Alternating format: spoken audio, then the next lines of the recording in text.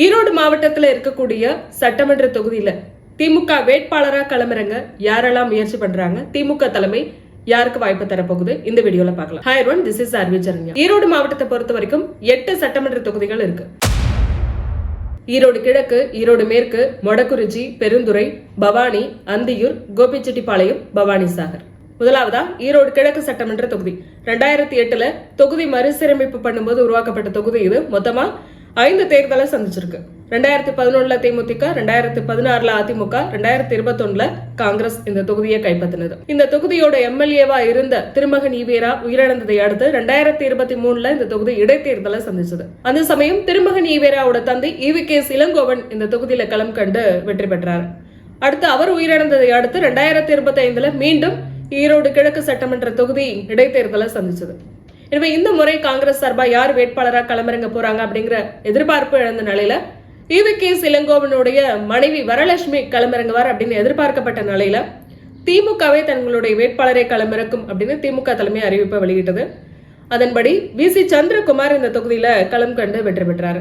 சந்திரகுமாரை பொறுத்த வரைக்கும் 2011 தேமுதிகவுல இந்த தொகுதியில போட்டியிட்டு வெற்றி பெற்றவர். அவரு திமுக இணைந்த பிறகு அவருக்கு எந்த வாய்ப்பும் தரப்படல அப்படிங்கிற ஒரு பேச்சு நிலவி வந்த நிலையில ஈரோடு கிழக்கு சட்டமன்ற தொகுதியில நன்கு அறிமுகமான முகமா இருந்த VC சந்திரகுமார 2025 இடைத்தேர்தல திமுக தலைமை இங்க களமிறக்கினது.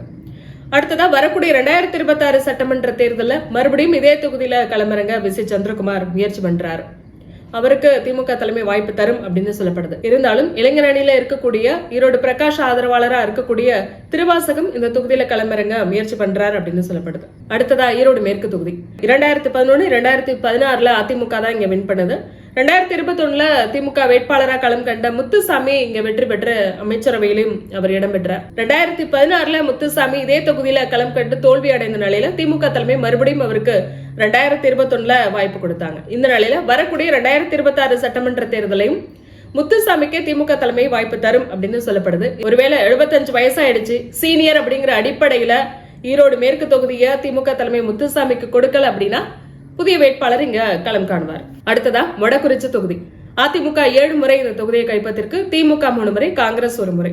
போன முறை அதிமுக சார்பா பாஜக இங்க போட்டியிட்டு வெற்றி பெற்றது. போன முறை திமுக வேட்பாளரா களம் கண்ட சுபலட்சுமி ஜெகதீசன் வெறும் 281 வாக்குகள் வித்தியாசத்துல வெற்றி வாய்ப்பு இழந்தாங்க. சுபலட்சுமி ஜெகதீசனோட தோல்விக்கு திமுகவினரே காரணம் அப்படிங்கிற விமர்சனங்கள்லாம் எழுந்தது. சுபலட்சுமி ஜெகதீசன் தரப்பும் திமுகவினரே இங்க சரியா வேலை பார்க்கல, சுபலட்சுமி ஜெகதீசனுக்கு எதிராகவே ஒரு சிலர் இங்க வேலை பார்த்ததுனாலதான் அவங்க வெற்றி வாய்ப்பை இழந்துட்டாங்க அப்படிலாம் சொன்னாங்க. எனவே வரக்கூடிய 2026 சட்டமன்ற தேர்தலில் மீண்டும் மொடக்குறிச்சி தொகுதியில திமுக வேட்பாளரே களம் காணுவார் அப்படின்னு சொல்லப்படுது. மாநில நெசவாளர் அணி செயலாளராக இருக்கக்கூடிய சச்சிதானந்தம், மேற்கு ஒன்றிய செயலாளராக இருக்கக்கூடிய குணசேகரன், இவங்க இந்த தொகுதியில களம் காண முயற்சி பண்றாங்க அப்படின்னு சொல்லப்படுது. சச்சிதானந்தத்தை பொறுத்த வரைக்கும் அவர் 2016 இதே தொகுதியில களம் கண்டு ஏறக்குறைய 2000 வாக்குகள் வித்தியாசத்துல தோல்வி அடைஞ்சாரு. இந்த நிலையில மறுபடியும் அவரு இதே தொகுதியை எதிர்பார்க்கிறார் அப்படின்னு சொல்லப்படுது. அடுத்ததா பெருந்துறை அதிமுக 9 முறை இந்த தொகுதியை கைப்பற்றிருக்கு. 2011 2016 அதிமுக சார்பா இங்க போட்டியிட்டு வெற்றி பெற்றவர் தோப்பு வெங்கடாச்சலம். அவருக்கு 2021 அதிமுக தலைமை வாய்ப்பு தரல, அதனால அவர் சுயேட்சையா களம் கண்டு தோல்வி அடைஞ்சாரு. இந்த நிலையில 2021 பிறகு அதிமுகவிலிருந்து திமுகவில் இணைந்த தோப்பு வெங்கடாச்சலத்திற்கு மத்திய மாவட்ட செயலாளர் பொறுப்பு கொடுக்கப்பட்டது. பவானி மற்றும் பெருந்துறை சட்டமன்ற தொகுதிகளை உள்ளடக்கின ஈரோடு மத்திய மாவட்ட செயலாளரா இருக்கக்கூடிய தோப்பு வெங்கடாச்சலம் வரக்கூடிய 2026 சட்டமன்ற தேர்தலில் பெருந்துறை சட்டமன்ற தொகுதியில திமுக சார்பா களம் காணுவார் அப்படின்னு சொல்லப்படுது. இங்க திமுக ஒரே ஒரு முறைதான் களம் கண்டது, 2016 மட்டும்.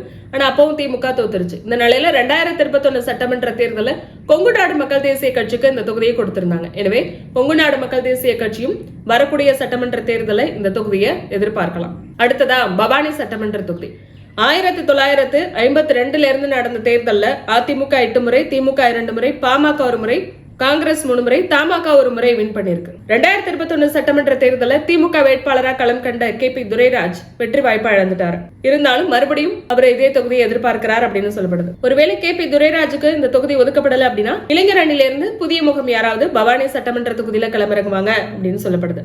அடுத்ததா அந்தியூர் சட்டமன்ற தொகுதி அதிமுக 7 முறை இந்த தொகுதியை கைப்பற்றிருக்கு. திமுக 5 முறை கைப்பற்றிருக்கு. 2016 திமுக வேட்பாளரா இந்த தொகுதியில களம் கண்ட வெங்கடாச்சலம் வெற்றி வாய்ப்பை இழந்துட்டாரு. இருந்தாலும் 2021 மறுபடியும் அவருக்கு திமுக தலைமை வாய்ப்பு கொடுத்தது. 2021 சட்டமன்ற தேர்தலை வெற்றி பெற்ற வெங்கடாச்சலம் மறுபடியும் இதே தொகுதியை எதிர்பார்க்கிறாரு.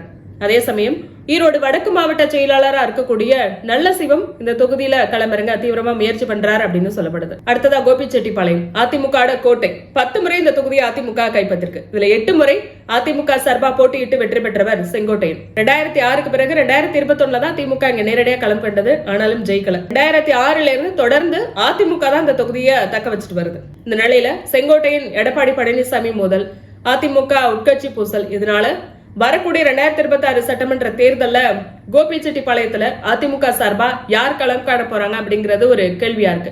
எனவே அதை பொறுத்து திமுக தங்களுடைய வேட்பாளரை தேர்வு செய்யும் அப்படின்னு சொல்லப்படுது. ஆனாலும் இந்த தொகுதியில திமுக சார்பா களம் காண ஒன்றிய செயலாளரா இருக்கக்கூடிய சிவபாலன் ரொம்ப தீவிரமா முயற்சி பண்றார் அப்படின்னு சொல்லப்படுது. அடுத்ததா பவானிசாகர். அதிமுக அதிக முறை களம் கண்ட தொகுதி இது.